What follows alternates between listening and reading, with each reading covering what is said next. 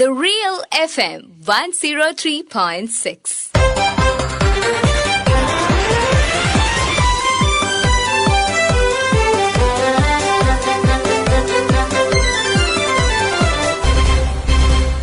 ശ്രദ്ധ. കടൽ കടന്നുള്ള മലയാളിയുടെ പ്രവാസ ജീവിതത്തിന് ദശാബ്ദങ്ങളുടെ പഴക്കമുണ്ട്. സ്വന്തം വിയർപ്പും കണ്ണീരും കൊണ്ട് അവർ പടുത്തുയർത്തിയതാണ് കേരളത്തിന്റെ ഇന്നത്തെ സാമ്പത്തിക മുന്നേറ്റവും സാമൂഹിക പുരോഗതിയുടെയും വലിയൊരു അടിത്തറ. എന്നാൽ ഇന്ന് പശ്ചിമേഷ്യൻ യുദ്ധമേഘങ്ങൾ വീണ്ടും പുകയുമ്പോൾ അതിന്റെ കനൽ പതിക്കുന്നത് ലക്ഷക്കണക്കിന് പ്രവാസികളുടെ നെഞ്ചിലേക്കാണ്. വ്യോമപാതകൾ അടഞ്ഞും സർവീസുകൾ മുടങ്ങിയുമുള്ള യാത്രാ പ്രതിസന്ധിക്ക് പിന്നാലെ വിമാന കമ്പനികളുടെ കണ്ണിൽ ചോരയില്ലാത്ത നിരക്ക് വർധനവും കൂടിയാകുമ്പോൾ പ്രവാസിയുടെ നാട്ടിലേക്കുള്ള വഴി പൂർണ്ണമായും അടയുകയാണോ? പശ്ചിമേഷ്യൻ യുദ്ധവും മലയാളികളുടെ യാത്രാ പ്രതിസന്ധിയും ഈ വിഷയമാണ് ഇന്നത്തെ ശ്രദ്ധ ചർച്ച ചെയ്യുന്നത്. Prakash P Joseph, general manager, Norka Roots. വിദേശ രാജ്യങ്ങളിൽ ജോലി ചെയ്യുന്നതും സന്ദർശനം നടത്തുന്നതും അതുപോലെ വിദേശ രാജ്യങ്ങളിൽ പഠിക്കുന്നതുമായ മലയാളികളുടെ വിവിധ പ്രശ്നങ്ങൾ സജീവമായി ഇടപെടുന്ന ഒരു സർക്കാർ സംവിധാനമാണ് നോർക്ക റൂട്ട്സ്. കേരള സർക്കാരിന്റെ കീഴിൽ പ്രവർത്തിക്കുന്ന നോർക്ക റൂട്ട്സ് ഈ രംഗത്ത് മാതൃകാപരമായ പ്രവർത്തനമാണ് കാഴ്ചവെച്ചു വരുന്നത്. ഇസ്രായേൽ ഇറാൻ സംഘർഷം ഈ വർഷം ആരംഭിച്ചതിനെ തുടർന്ന് നോർക്ക റൂട്ട്സ് ഗൾഫ് രാജ്യങ്ങളിൽ ജോലി ചെയ്യുന്നവർക്കും അതുപോലെ സന്ദർശകർക്കും വിദ്യാർത്ഥികൾക്കുമായിട്ട് ഹെൽപ്പ് ഡെസ്കുകൾ ആരംഭിച്ചിരുന്നു. നോർക്കയുടെ 24 മണിക്കൂർ കോൾ സെന്റർ നമ്പർ 180042533939 എന്നീ നമ്പറിൽ മിസ്ഡ് കോൾ സർവീസും അതുപോലെ തന്നെ 8802012345 എന്നീ നമ്പറിൽ 24 മണിക്കൂർ നോർക്കയുമായി ബന്ധപ്പെടാനുള്ള ടോൾ ഫ്രീ നമ്പറിലും സർവീസും ലഭ്യമാണ്. ഈ നമ്പറുകളിലേക്ക് വരുന്ന കോളുകൾ ദ്രുതഗതിയിൽ നമ്മൾ പരിഹരിക്കുകയും അവരുടെ ആവശ്യങ്ങൾ നമ്മൾ പ്രയോറിറ്റി കൊടുത്ത് അവർക്ക് പരിഹാരം ഒരുക്കുകയും ചെയ്തിട്ടുണ്ട്.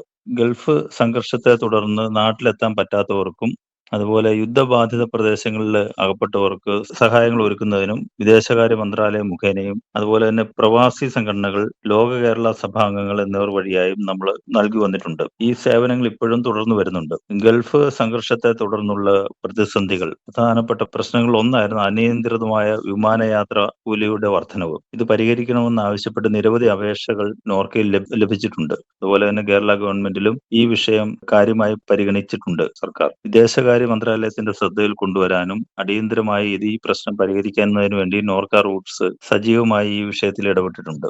നാട്ടിലെത്താൻ കുതിക്കുന്ന പ്രവാസിയുടെ കണ്ണുനീർ ആരും കാണാതെ പോകുന്നു. സൗദി അറേബ്യയിലെ മദീനയിൽ നിന്നും KMCC ഭാരവാഹിയും പ്രവർത്തകനുമായ ഷെഫീഖ് മൂവാറ്റുപുഴയുടെ വാക്കുകളിലേക്ക്.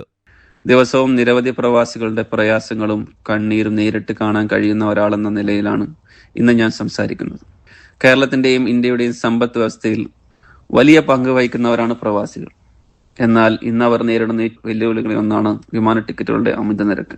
പ്രത്യേകിച്ച് അവധിക്കാലങ്ങളിലും അടിയന്തര സാഹചര്യങ്ങളിലും സാധാരണ നിരക്കിന്റെ പല മടങ്ങ് വില ഈടാക്കുന്നതാണ് കാരണം. സ്വന്തം മകളുടെ വിവാഹത്തിനോ രോഗാവസ്ഥയിലുള്ള മാതാപിതാക്കളെ അവസാനമായി കാണാനോ കുടുംബത്തിന്റെ മരണാനന്തര ചടങ്ങുകളിൽ പങ്കെടുക്കാനോ പോലും പലർക്കും സാധിക്കാതെ പോകുന്നു. മദീനയിൽ എന്റെ സാമൂഹ്യ പ്രവർത്തനത്തിനിടയിൽ ഇത്തരം നിരവധി ഹൃദയഭേദകമായ അനുഭവങ്ങൾ ഞാൻ സാക്ഷിയായിട്ടുണ്ട്. ഇത് ഒരു യാത്രാ പ്രശ്നം മാത്രമല്ല, ആയിരക്കണക്കിന് പ്രവാസികൾ കുടുംബങ്ങളുടെ വേദനയാണ്.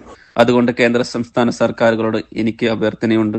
സീസൺ സമയങ്ങളിൽ പ്രവാസികൾക്കായി കുറഞ്ഞ നിരക്കിൽ പ്രത്യേക വിമാന സർവീസുകൾ ഒരുക്കാനും കേരള സർക്കാർ നോർക്ക വഴി കേന്ദ്ര സർക്കാരുമായി കൂടുതൽ ശക്തമായി ഇടപെട്ട് പ്രവാസികൾക്ക് ആശ്വാസമാകുന്ന നടപടി സ്വീകരിക്കുവാനും ദയവായി മുന്നോട്ട് വരണമെന്നും. നമ്മുടെ നാടിന്റെ വളർച്ചയിൽ വലിയ പങ്കുവഹിച്ച പ്രവാസികളുടെ ഈ ന്യായമായ അവകാശം ബന്ധപ്പെട്ടവർ ഗൗരവത്തോടെ പരിഗണിക്കുമെന്ന് പ്രതീക്ഷിക്കുന്നു.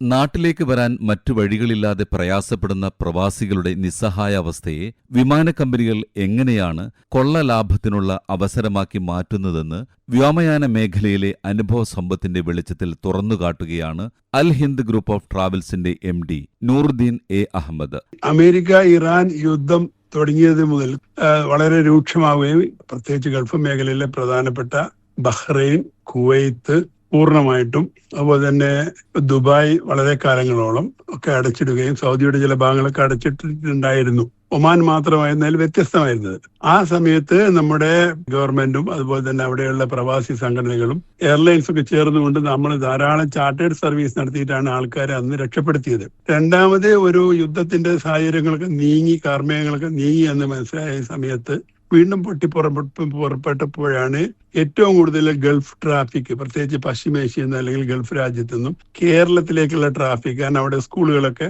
അവധിയായി വേനൽക്കാലമായതിനാൽ ഇങ്ങോട്ട് വരേണ്ട ഒരു സമയമാണ്. ഈ സമയത്ത് ഇപ്പം ക്രമാതീതമായിട്ടുള്ള വർധനവാണ് എല്ലാ വർഷവും നടത്താറുണ്ട്. അതേ സമയത്ത് ഈ വർഷം വളരെ കൂടുതലാണ്. അതിന് പ്രധാനപ്പെട്ട കാരണം ഒന്ന് ഏവിയേഷൻ ഫ്യൂവലിന്റെ ഒക്കെ വർധനവ്, ഹോർമൂസ് ക്രൈസിസ് കൊണ്ടുണ്ടായിരിക്കുന്ന പ്രശ്നങ്ങൾ, ആവശ്യമുള്ള സാധനങ്ങൾ ലഭ്യമല്ലാത്തത് കൊണ്ട്, ഇത്തരം കാര്യങ്ങളൊക്കെ ഉള്ളത് കൊണ്ട് കൂടെ ആണ് ഈ എസ്കലേഷൻ വന്നിട്ടുള്ളത്. പക്ഷേ ഇത് ഒരിക്കലും ന്യായീകരിക്കാൻ കഴിയാത്തതും നമ്മൾക്ക് അംഗീകരിച്ചു കൊടുക്കാൻ പറ്റാത്തതുമായ കാര്യമാണ്. പക്ഷെ ഇന്ത്യ ഗവൺമെന്റിനെ സംബന്ധിച്ചിടത്തോളം ഗൾഫിൽ നിന്ന് ഇങ്ങോട്ടേക്കുള്ള വിമാന കമ്പനികളുടെ ഫെയറിനൊരു സീലിംഗ്, അതായത് ഒരു നിരക്ക് പേരിൽ കൂടുതൽ കൂട്ടാൻ പാടില്ല എന്നുള്ള ഒരു നിയമവും കൊണ്ടുവരാൻ പ്രയാസമാണ്. ഗൾഫ് പ്ലേയേഴ്സിൽ പ്രധാനപ്പെട്ടത് Etihad, Emirates, Qatar Airways, Saudi Airlines, Oman Air, fly Dubai, Air Arabia, Salam Air, സൈനാസ്, ചെറുതും വലുതുമായതാണ്. നമ്മുടെ ഇവിടുന്ന് ഉള്ള കമ്പനികളിൽ ഇൻഡിഗോ കൂടുതലായിട്ട് ഓപ്പറേറ്റ് ചെയ്യുന്നു. പിന്നെ എയർ ഇന്ത്യ വളരെ കുറവാണ്. എയർ ഇന്ത്യ എക്സ്പ്രസ് കൂടുതലുണ്ട്. പക്ഷേ ഈ സമയത്ത് അവിടുന്ന് ഇങ്ങോട്ടേക്കുള്ള ട്രാഫിക്കാണ് ഇപ്പം കൂടുതൽ വിമാനത്തെ ആശ്രയിക്കേണ്ടി വരുന്നത്. അത് വളരെ കുത്തനെ കൂട്ടിയിരിക്കുകയാണ്. ഈ 2-3 ഘടകങ്ങൾ, ഒന്ന് യുദ്ധത്തിന്റെ സാഹചര്യത്തിൽ ഇപ്പം വീണ്ടും ബഹ്റൈനും കുവൈത്തിലൊക്കെ വീണ്ടും നല്ല ആശങ്കയുണ്ട്. എയർപോർട്ടുകൾ പിന്നെ ചെറിയ രൂപത്തിലൊക്കെ അടച്ചിടുകയോ അല്ലെങ്കിൽ ഡൈവേർഷനൊക്കെ വരുന്നുണ്ട്. അപ്പോൾ സ്വാഭാവികമായിട്ടും വിമാനങ്ങളുടെ സർവീസ് കുറയുമ്പോൾ സപ്ലൈ ആൻഡ് ഡിമാൻഡ് എന്നുള്ള ഇത് വെച്ചുകൊണ്ട് ഡിമാൻഡ് കൂടുമ്പോൾ സ്വാഭാവികമായിട്ടും നമ്മുടെ വില കൂടുക എന്നുള്ളതാണ്. ഞങ്ങൾ ഏതാണ്ട് ഒരു 170ഓളം ചാർട്ടർ ഫ്ലൈറ്റ് ഈ ഒന്നാം ഘട്ടത്തിൽ ഞങ്ങൾ ചെയ്തിരുന്നു. പ്രത്യേകിച്ച് കുവൈത്തിലും ബഹ്റൈനിലും പൂർണ്ണമായി എയർപോർട്ട് അടച്ചതുകൊണ്ട് ബൈ ബസ്സിന് തൊട്ടടുത്ത ഇവിടെ കൊണ്ടുവന്നു. പിന്നെ സൗദിയുടെ ബഹ്റൈൻ പാലം കടന്നു സൗദിയിലേക്ക് ആൾക്കാരെ ട്രാൻസ്പോർട്ട് ചെയ്ത് ബസ്സിൽ ട്രാൻസ്പോർട്ട് ചെയ്തു. അവിടുന്ന് പല വിമാന കമ്പനികളുടെ സഹായത്തോടെ ഞങ്ങൾ ചാർട്ടർ ഫ്ലൈറ്റ് നടത്തിയത്. പ്രവാസി സംഘടനകളൊക്കെ അതിൽ നല്ല നേതൃത്വം വഹിച്ചിട്ടുണ്ട്. നല്ല രൂപത്തിൽ ചെറിയൊരു ഫെയറിന് കൊണ്ടുവരാനും കഴിയും. ഇപ്പോൾ അത് ആ ഒരു സാഹചര്യം ഇപ്പം നിലനിൽക്കുന്നില്ല. കാരണം വിമാനങ്ങളുടെ അവൈലബിലിറ്റി കുറവാണ്. ആ സമയത്ത് ഗൾഫിൽ നിന്ന് ഇങ്ങോട്ടേക്ക് വരുന്ന സർവീസുകളുടെ എണ്ണം അത്രമാത്രം തിരക്കുള്ള സമയമായിരുന്നില്ല. ഇപ്പൊ ഏറ്റവും തിരക്കുള്ള സമയത്താണ് ഈ ഒരു പ്രതിസന്ധി രൂക്ഷമായിട്ട് ഇപ്പം വന്നിരിക്കുന്നത്. ആ പ്രതിസന്ധി അതിജീവിക്കുക എന്നുള്ളത് വളരെ പ്രയാസകരമായ കാര്യമാണ്. ഏറ്റവും കൂടുതൽ അനുഭവപ്പെടുന്നതും ഇതിനു വേണ്ടി വല്ലാതെ കണ്ണീരൊഴിക്കേണ്ടതും പ്രയാസപ്പെടുന്നതും നമ്മുടെ എക്സ്പാട്രിയുടെ ഇന്ത്യക്കാരായ പ്രവാസികളാണ് എന്നുള്ളതാണ് ഇതിലെ ഒരു പ്രയാസകരമായ കാര്യം. അതിജീവനത്തിനിടയിൽ യാത്രയും മുടങ്ങുമ്പോൾ പ്രവാസികളുടെ ജീവിതം തീരാ ദുരിതത്തിലാവുന്നു. ദുബായ് KMCC മുൻ പ്രസിഡന്റ് ഇബ്രാഹിം എളേറ്റിൽ ശ്രദ്ധയോട്: വർഷങ്ങളായിട്ടുള്ള ഒരു സംഭവമാണ്. അവിടെ സീസൺ സമയത്ത് എപ്പോഴാണോ പ്രവാസികൾക്ക് നാട്ടിലേക്ക് കൂടുതൽ പോരുന്നത് ആ സമയം, അല്ലാത്ത സമയത്തൊന്നുമില്ല, ആ സമയത്ത് 3 ഇരട്ടി ചാർജൊക്കെ എടുക്കുന്നത്. ഈ മാറി മാറി വരുന്ന ഗവൺമെന്റ് ഒക്കെ ഈ ഒരു വിഷയത്തിൽ പ്രവാസികൾക്ക് അവരുടെ ഒപ്പം നിൽക്കാൻ കഴിഞ്ഞിട്ടില്ല എന്നുള്ള ഒരു സത്യം നിലനിൽക്കുന്നുണ്ട്. ഇപ്പം ഗൾഫില് യുദ്ധത്തിന്റെ സമയത്ത്, യുദ്ധം തുടങ്ങിയ സമയത്ത് പല എയർപോർട്ടുകളും ബന്ധാക്കിയ സമയത്ത് പല മാർഗങ്ങളിൽ കൂടി വന്നത് ലക്ഷക്കണക്കിന് ഉറുപ്പിക ടിക്കറ്റിന് 1.5 ലക്ഷം 1 ലക്ഷം അങ്ങനെയൊക്കെ കൊടുത്തിട്ട് ആള് പോകുന്നത്. ഇപ്പൊ യുദ്ധമൊന്നുമില്ല, യുദ്ധമുണ്ട്, പക്ഷേ ഒരു ഫ്ലൈറ്റ് എയർപോർട്ട് അടിച്ചിട്ടില്ല. എന്നാൽ എന്താ പറയാ, അവിടുത്തെ വെക്കേഷൻ സമയം, ഈ സമയത്തും ഇങ്ങോട്ട് വാങ്ങുന്നത് 3 ഇരട്ടി 4 ഇരട്ടി ടിക്കറ്റ് ചാർജ് ഈടാക്കുന്നുണ്ട്. ഇതിനൊരു പരിഹാരം കാണാൻ ഇതുവരെ മാറി വരുന്ന ഗവൺമെന്റിനൊന്നും കഴിഞ്ഞിട്ടില്ല. അവരടുത്ത് നമ്മളൊക്കെ പ്രവാസികൾ ഒന്നടങ്കം സംസാരിക്കുന്ന ഒരു വിഷയമാണിത്. അതാണ് ഇപ്പോഴും നടക്കുന്നത്. ഇപ്പൊ അവിടുന്ന് അങ്ങോട്ടാണെങ്കിലോ ആ വരുന്ന ഫ്ലൈറ്റ് തന്നെ തിരിച്ച് അങ്ങോട്ട് പോകുന്നത്. അപ്പൊ അവിടേക്ക് 300-400 ദിറം കൊടുത്താൽ മതി. 1800 2000 ഒക്കെ ദിറം കൊടുക്കേണ്ട സ്ഥാനത്ത് 1400 കൊടുക്കേണ്ട സ്ഥാനത്ത് ഇവിടുന്ന് അങ്ങോട്ട് 1/3 കൊടുത്താൽ മതി.